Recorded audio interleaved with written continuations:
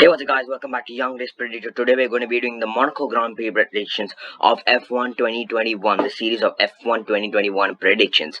And I'm really happy you guys are enjoying this video. Make sure you click the subscribe button once again and hit the like button as well. Hit the notification bell for more videos that are going to be upcoming on the predictions. In this video, I'm going to be following a new layout or a new pattern, where there'll be a new important segment in the end that will almost summarize the most important players to watch out for in this entire race. So let's begin. Firstly, we'll be always doing the qualifying grid as always. It is much more fun. And then the race day result with the new segment, players to watch out for. Now, it's always better to start from last time. It's much more easier and we can keep it perfectly in order and easily decide who should be on pole, who should be in 9th, etc. So, in 20th and 19th are Nikita Mazepin, are Mick Schumacher respectively. Now, we have seen that Haas actually have played extremely well in 2016 and 2018. However, in the other 3 years, they haven't played up to the mark. And with new rookies in the team, it is very hard in order to have a faster time, get past Williams. They need to get more used up to the car, and moreover in a circuit like Monaco, it is very hard. They have to at least show their best, even if they have to go up to 19th maximum. So I think Schumacher will be 19th ahead of Nikita Mazepin, because Monaco is one of the most hardest circuits in the world. In fact, it is the hardest circuit in the world when it comes to Formula 1. Therefore, Schumacher in 19th and Nikita Mazepin in 20th. In 18th place, we have Nicholas Latifi. In 17th, Antonio Giovinazzi. In 16th place, this man might have a chance of finishing in Q2 15th maximum, George Russell. Now, the reason why I think George Russell will be kicked out in my predictions in Q1 itself is because Monaco is very, very hard, and he himself has played only the circuit once. So he needs to get more used up to the car and know where to brake, where to increase the speed, how to reduce time if he goes over curbs, etc. So I think Russell, his maximum place itself will be only 15th, but in my prediction 16th. Antonio Giovinazzi, we have seen the Alfa Romeo car go very, very fast. And Nicholas Latifi as well is in Williams. So there are definitely chances of Giovinazzi finishing ahead of Nicholas Latifi. So Giovinazzi in 17th, Latifi in 18th. Russell might have a chance of finishing in 15th place, making this man in 15th go back to 16th. The man in 15th in my predictions is Kimi Raikkonen. Now, out of all the teams, the last 3 teams in the entire list of the constructors is Alfa Romeo, Williams and Haas. Now that Williams and Haas is covered, Kimi Raikkonen has to finish in 15th place. But unless if there's any car crash or any engine failure, then there might be chances of Raikkonen finishing in 14th or 13th, etc. But assuming that there won't be any, that's why in my predictions Raikkonen will be in 15th, maximum position 15th. Russell's maximum position will also be 15th, but in my prediction 16th. Now, in 14th, 13th, 12th and 11th are Fernando Alonso, Sebastian Vettel, Yuki Tsunoda and also Lance Stroll. Now, Fernando Alonso in the Alpine car, it's his championship winning car, but he still needs to get used to it a lot. It's been 2 years, and although he scored a point with the team, he has not been qualifying very well in the car during the qualifying sessions. So I think he might finish in 14th place with Vettel in 13th, because the most out of all these, the most experienced players are Sebastian Vettel, Alonso and Raikkonen. The car has not gone up to the speed they have expected. That's why they have been dropping down positions, unlike Sebastian Vettel, who surprisingly finished in Q3 for the very first time since Great Britain 2020. So I feel, because this is Monaco, the car needs to be really fast, even if Vettel needs to go to at least 11th place. So Vettel will be in 13th with my predictions, ahead of Fernando Alonso and Kimi Raikkonen. Now, Lance Stroll and Yuki Tsunoda might be future winners in Formula 1, and being new players to the entire team.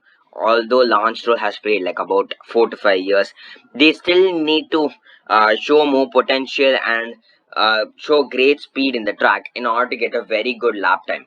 And Yuki Tsunoda, his qualifying has not been up to the mark these days, because his only point till now is in Bahrain. So I think if he needs to score a point in Monaco, he needs to start from a position like in 12th. And Lance Stroll will be in 11th. So this is how it is. Stroll in 11th ahead of Tsunoda, Vettel, Alonso, Raikkonen, Russell, Giovinazzi, Latifi, Schumacher and Mazepin.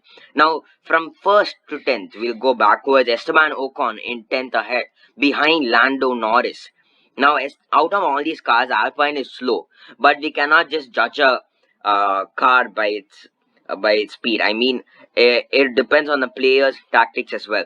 Because in Portugal, although Esteban Ocon's car was one of the slowest, he still managed to finish in 6th behind Carlos Sainz but ahead of his teammate.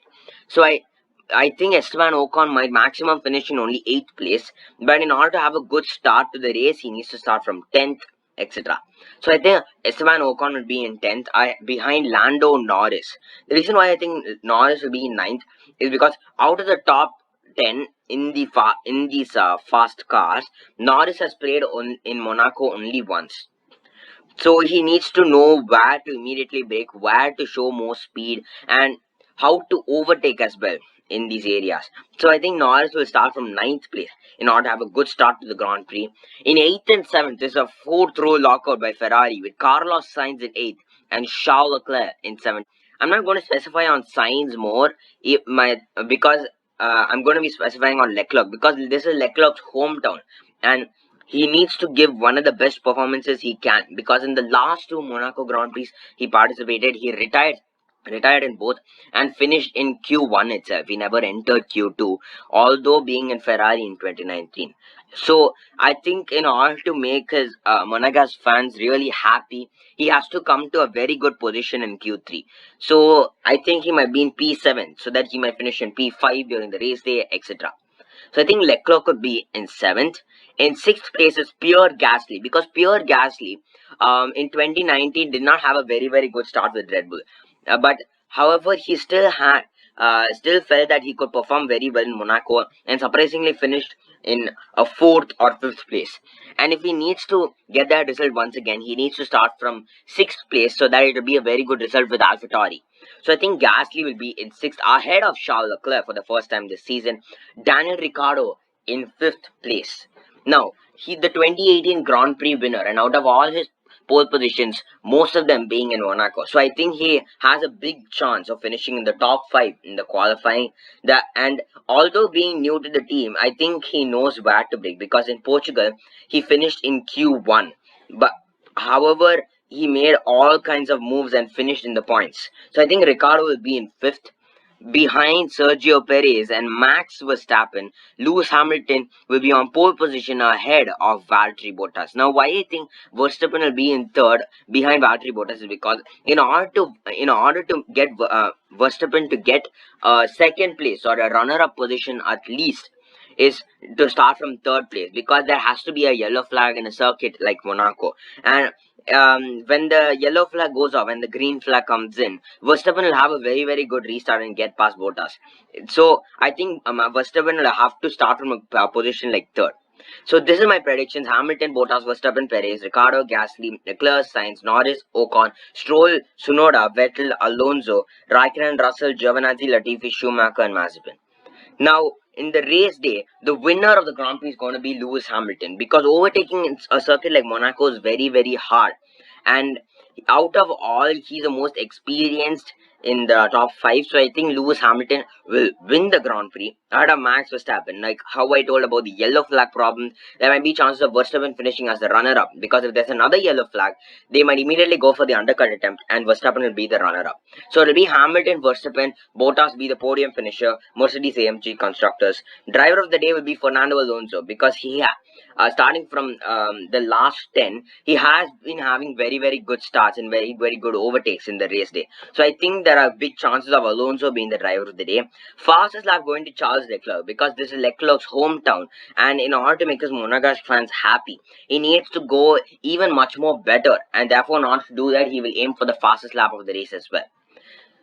So now we are back to the players to watch out for. A summary of the most important players to watch out for the Monaco Grand Prix.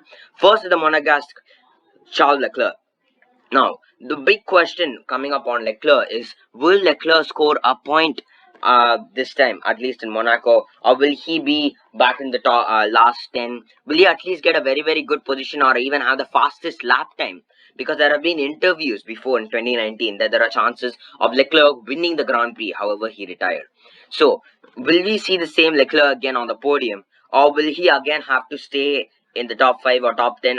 So, I think Leclerc is an important player to watch out for, number one. Number two is Daniel Ricciardo, the 2018 Grand Prix winner who's new to the McLaren team.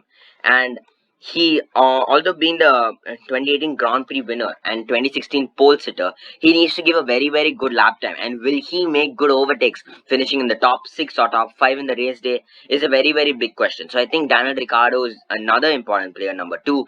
Number three is the four-time world champion who hasn't been performing very well these days in Formula 1, Sebastian Vettel. Will we see the same Vettel again on the podium or with the fastest lap or at least in the points this time or not? I think that is very, very important. Will we see the same Sebastian Vettel of the previous years back in Formula 1 with Aston Martin? So I think Sebastian Vettel is also an important player to watch out for. Number 4 is not a player to watch out for, but it's a battle which everybody should accept and agree. It's Lewis Hamilton versus Verstappen. Now, who will win the Monaco Grand Prix or who will win the other Grand Prix? Who will win the championship is very, very big questions arriving. Will Hamilton go for 8th World Championship or will Verstappen be getting his first ever World Championship victory? So I think Lewis Hamilton versus Max Verstappen is an important battle to watch out for. And number 5 is the player who has got his first point at Bahrain but has not performed well in the other races, Yuki Tsunoda. So Tsunoda is new to the team, new to the Formula 1 season. So will he at least score a point this time in Monaco, or will he perform very, very well at least? Because Yuki Tsunoda is a very, very good player, and he's an AlphaTauri, the Red Bull Junior. He has performed superbly well in Bahrain. So will he see the same Tsunoda once again in Monaco, scoring another point at least this time?